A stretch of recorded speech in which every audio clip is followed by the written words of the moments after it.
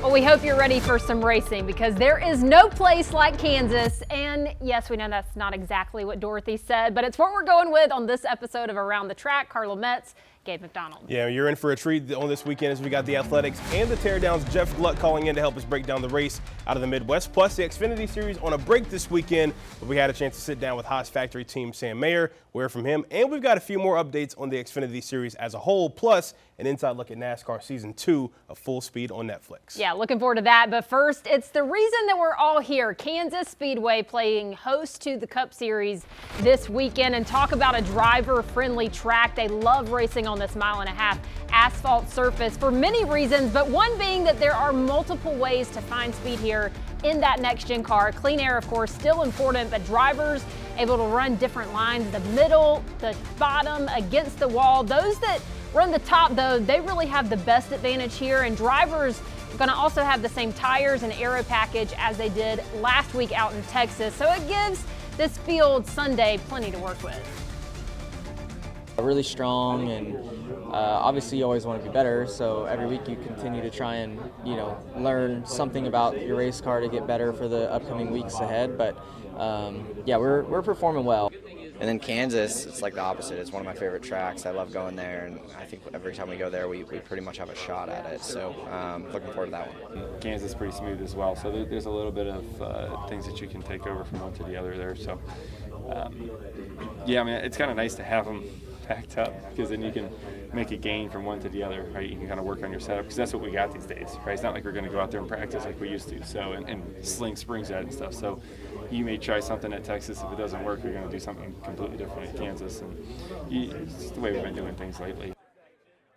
All right, well, here's the track trends for Kansas Motor Speedway. 9 active drivers in the lineup this weekend have won here in Kansas. No one more than Denny Hamlin, who has 4 wins, with his latest being in the spring race in 2023. If you're a Mustang fan, look away. A 4-driver won only once in the last 11 races here at Kansas, that being Joe Logano in October of 2020. At some point, we expect the 45 to be in the lead of this race. Why, you may ask? Well, Tyler Reddick has led a lap in the last 7 Kansas Cup races, but is tied for the longest streak by a driver at Kansas, the other being Christopher Bell in the 20 car. And if you're looking for last lap excitement, well, Kansas has got that for you as well. The pass for the win came in the final 2 laps in 3 of the last 4 Kansas Speedway races, including 2 last lap passes. Well, time to bring in someone who is universally liked in any NASCAR garage. He's on Dirty Mo's Teardown, and he writes for The Athletic. Welcome in the amazing Jeff Gluck. Now, Jeff, your partner in crime, Jordan Bianchi, he's a regular here on Around the Track. You think you can upstage him here in this appearance this week? I mean, I was like thinking about what shirt I should wear even, and I'm like, this might be about as good as I can do. He's coming in with like the full suits and the all this braid, crazy stuff. I don't have that. It's not part of my repertoire, my wardrobe. So there's no way I can come in and upstage him. But I'll do my best, I guess. He certainly brings the drip anytime he comes in here. Well, let's start with Kansas itself. We're going back to another 1.5 miles. Drivers really like this track way more than Texas, but there's still a chance to gamble with the grooves. What about Kansas makes it so unique, especially since we've seen the next-gen car come and play a few years ago? Man, I think Kansas is NASCAR's best track. I honestly do. I think this is the place where it's hammered down, high horsepower, and you have multiple grooves where you can race. You have multiple options, which that's what drivers love. Last year was maybe one of the best NASCAR races I've ever seen, and it had the closest finish ever on top of that. So I don't see how you can top last year's race, but I still think it's going to be pretty good. Yeah, certainly an incredible finish there last year between Kyle Larson and Chris Buschrum. We've seen, obviously, 7 Cup winners from the pole at Kansas, but only one of them in the next-gen car, Kurt Busch, back in the Toyota in 2022. In fact, we have yet to see a wire-to-wire winner this season. The Clash, of course, not counting only points races. Jeff, why do you think that is? Why haven't we seen that yet this year? Man, NASCAR is just so hard when even if you're the fastest car. It's so hard for the fastest car to win these races because so much gets thrown at you, whether it's, bunching up the field on restarts, and then everybody going crazy on those restarts, or, pit strategy where you lose a little bit of track position. Suddenly you're in dirty air and your car handles differently, or, the pit crews themselves are just, they make such a massive difference these days. The cars are all the same.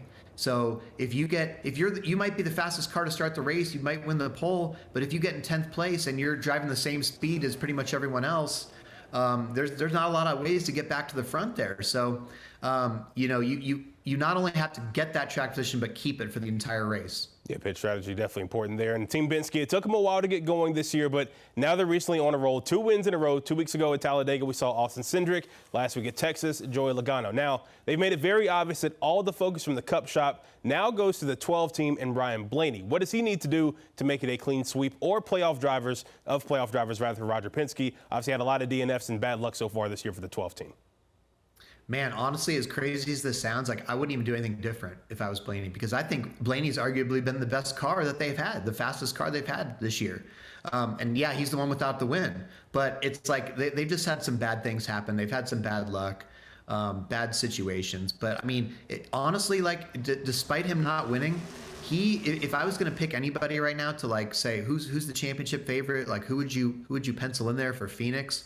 I might honestly go with Blaney. Yeah, I absolutely think we'll see Mr. Blaney in that 12 team in victory lane sooner rather than later. So let's briefly chat about the Xfinity Series now, because while he didn't embarrass the field, Kyle Larson did steal another win last week in the 88 car, filling in for Connor Zilisch. The series has 2 weeks off before they go again in Charlotte. The RCR guys, along with Joe Gibbs' cars, clearly in control so far in the Xfinity Series. What else has really caught your eye as you look at that series so far this year? Well, I want to go back to what you said there about Kyle Larson not embarrassing the field, because I think that's been a very intriguing little storyline. We saw sort of a chaotic race at Martinsville with Xfinity last month, and it's sort of like, oh man, I don't know, do the Cup guys need to teach these guys a lesson? Kyle Larson certainly thinks so. So he said, I want to embarrass the field when I get in there. And I think it's been sort of like, actually, it makes you pay attention. Jeff Gluck, appreciate you coming in on Around the Track this week. We got a lot more coming up on the show, including this exclusive interview. Obviously, I haven't been in a year, and a lot of new rides have opened up since then, so I'm looking forward to going and checking those out. But new rides has silly season started early for Sam Mayer. Don't worry, Haas fans, he's not going anywhere, but we are going to sit down with the Xfinity Series star in this week's Garage Confidential. And it's a move that has fans and drivers alike excited. NASCAR is taking its talents back to South Beach to crown its champions, but it's not the only championship stop. Those details are on deck. Netflix is full speed as everyone on NASCAR nowadays, including the Emmy winner who's behind Michael Jordan's Last Dance. That's right, NASCAR Full Speed is out on Netflix, and the personalities do not disappoint. We've got the behind-the-scenes scoops with drivers and producers on how it was made. That's next on Around the Track. Back here on Around the Track, reports first came out leading up to the race at Talladega, and now it's official. Earlier in the week, NASCAR announced that Homestead Miami Speedway will return as host of NASCAR's championship weekend starting in 2026. Now, going forward, the title race tripleheader will rotate among a handful of tracks. In the last 23 years, though, only Homestead and Phoenix have played host to NASCAR's season-ending races. However, it's been since 2019 that the sport has finished at one of the premier tracks in the sport in Miami. I do think I love finishing the season in Miami. It's something that I think as an industry, all of us got so used to, right? End of the year, it's cold in other places. You fly down to Miami, it's nice and warm. We got used to what that weekend felt like under the lights, finishing the races. I always thought it was just a really cool environment to do it in Miami. So I look forward to going back down there racing for a championship. I like that part. I like the rotation as well, right? I like that we move it around. That was one of the things that I always thought would be a great idea if we were able to pull it off, right? The Super Bowl doesn't stay in the same place every year. Championship weekend in 2026 is set for November 6th through the 8th. The rest of the schedule for next season will be released later this summer. Well, NASCAR's Netflix show Full Speed is back by popular demand for season 2. It was released earlier this week, but not before we got a sneak peek. That's right, and the man behind it this year is John Dahl, the Emmy winner who did the Michael Jordan biopic, The Last Dance. Our Casey Funderburg spoke with him and a few drivers about the new season. Yeah, I mean, the cameras being around, you get used to it.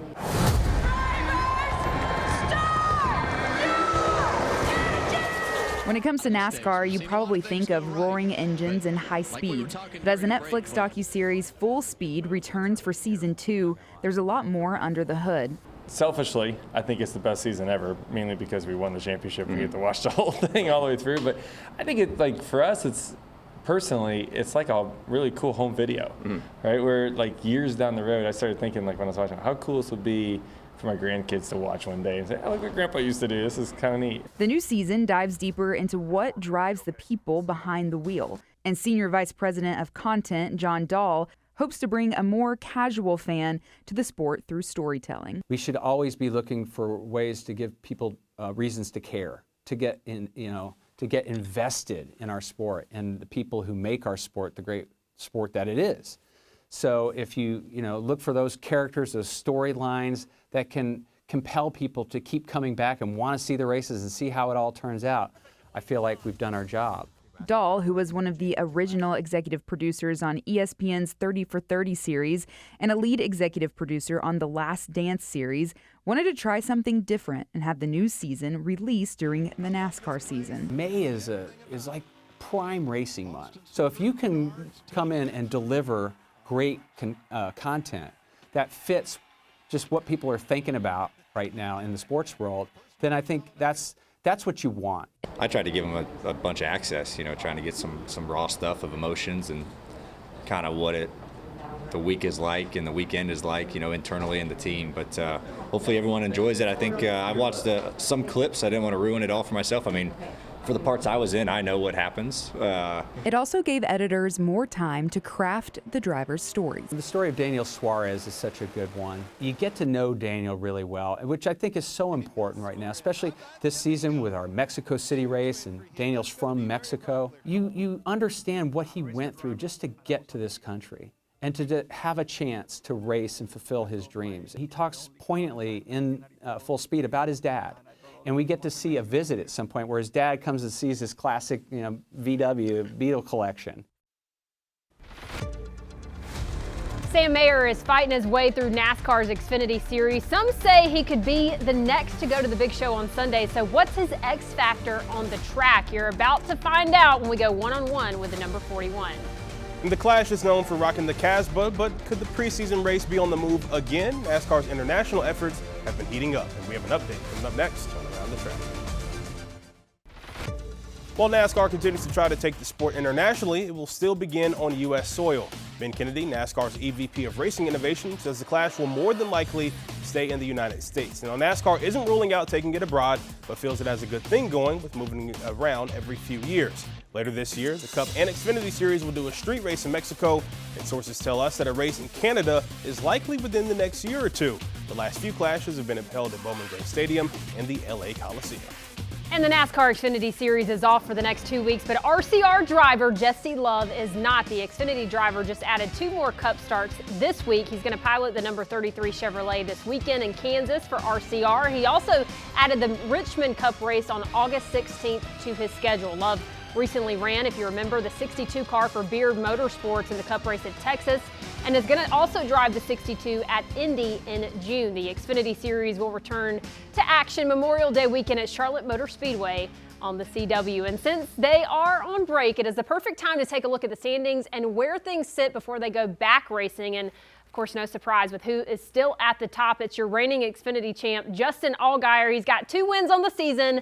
But right behind him, it's the man with 3, RCR's Austin Hill, followed by Sam Mayer, Jesse Love, and Brandon Jones. Got Carson Quapple, still leading all rookies this season. He's in 6th, followed by Jeb Burton, Ryan Sieg, Sammy Smith, and Harrison Burton. The only other driver with a win outside the top 10 that you're looking at right now, that's Connor Zilisch, who's currently in 12th. And to say that Sam Mayer is Xfinity Superman wouldn't be a far-fetched thing to say. After all, the old Cam Newton Superman pose is what he does after winning a race. In his first year with Haas Factory Team in the Xfinity Series, he's looking to go from super to undeniable. Our Joey Ellis sat down with him in this week's Garage Confidential.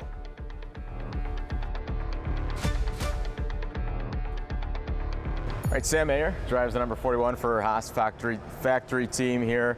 We'll get to more of the racing in a second. 12 races down, we got a lot more to get to, but first off, looking back in the rear view, Texas, 5th place finish there, right in the thick of it down the stretch. Just how do you get back home now and kind of assess what it was?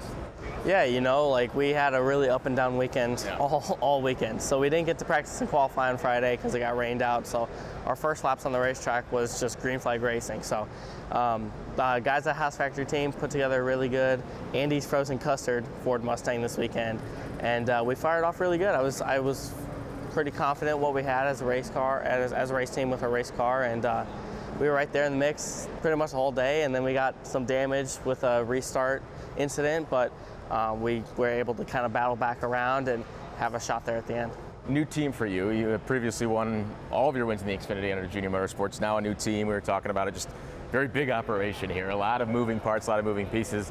What's that transition been like to a new team this season? It's been amazing. Everyone here at Haas Factory has been super welcoming, super inviting, and honestly, everyone that's in this building wants to be here, and they want to hang banners, win races, and go win a championship at the end of the year. So we're digging hard, trying to be the best that we can. It's been a little bit of a slow start, but we've still shown a lot of speed each and every week. So I'm really confident in what we have. Everything in the rear view, not getting a checkered flag has been a bummer, but we've had speed and we've been there at the end of a lot of these races. So I'm expecting in hopefully the near future to bring home a checkered flag. You talked about still looking for that win, but you've been all over top 5s, top 10s, and third in the standings as it sits. So, I mean, to this point through 12 races, just how do you kind of assess where you're at, even without a win so far?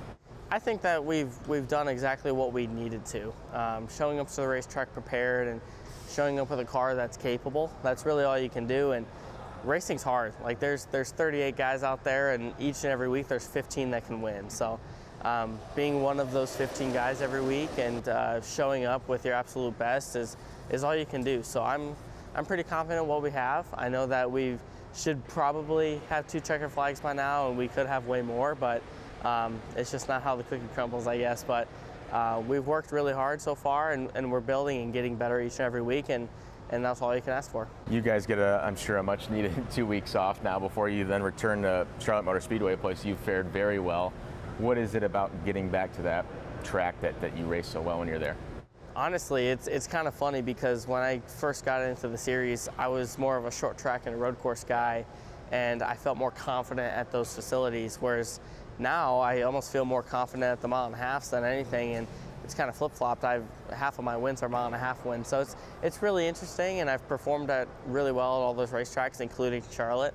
We led a lot of laps there last year, and I feel really confident in my own capabilities at these racetracks. So I don't know, it doesn't necessarily fit my driving style, but for some reason I've kind of just grown accustomed to it, and I have a lot of fun doing it. Like any track where you can run the wall and just be on the very edge all the time, that's, I guess, just what I enjoy, and it's what I'm good at now. But you want to be really versatile in everything that you do, and getting comfortable at those mile and a half type races is something that I had to do, and now I'm really good at it. Lastly, the season's such a grind for you guys. It's week in and week out. You're on the road, traveling to a new place, a new track. What do these 2 weeks off look like for you? How do you kind of reset? Yeah, it's all about being mentally tough by the end of the year, and for me, I'm going to Disney World during the off weeks.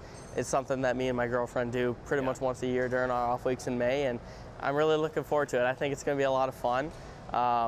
Obviously, I haven't been in a year, and a lot of new rides have opened up since then, so I'm looking forward to going and checking those out. But usually what I like to do is absolutely nothing, but when it comes to doing that one little vacation throughout the year, it's always nice to be able to get away from Mooresville, get away from Huntersville and Concord, and just kind of disconnect a little bit, because it can be a lot in this industry for sure. But I know for sure when I come back with my batteries recharged, we're going to be set on kill and try to go win that race in Charlotte. Well, Sam Mayer, thanks for doing this. Enjoy Disney World, enjoy the much needed time off, and we'll see you in Charlotte. Thanks so much. I'm looking forward to it. Appreciate it, guys. Well, there's no debating that Kansas puts on some of the best racing of the season, but what is up for debate is who actually gets it done this weekend. We got Vegas's take and our victory lane locks next. Well, the one question that everybody wants the answer to, who will take the checkered flag in the Sunflower State this weekend? Before we get to the picks, these are the odds this weekend. Kyle Larson, the betting favorite, at 4-1. He won this race, of course, in a photo finish just last year. William Byron next at 8-1. He's never won at Kansas, but he's come close multiple times. Byron is followed by Tyler Reddick, Ryan Blaney, and Denny Hamlin. All 4 of those guys are plus 800 to get it done this weekend. Well, the odds are in our favor, I believe, with our victory lane locks this weekend. But let's confirm that right now. Gabe, who are you taking? I'm going with the guy who's gotten it done before, Denny Hamlin, my pick for this weekend. Plenty of success, of course, at the track with 4 wins in his career. Most recently, the 2023 spring race, where he had a little bit of, action there with Kyle Larson at the end. It's been a good track for him, of course. in the next-gen car, specifically in 6 races at Kansas since 2022, 5th or better in 5 of those 6 races. I think he's going to join teammate Christopher Bell as the only drivers this year with 3 wins. Give me Denny Hamlin to get it done this weekend. All right, Vegas likes that pick. It also likes my pick as well. It's the guy that always seems to be in a battle with Hamlin at this place.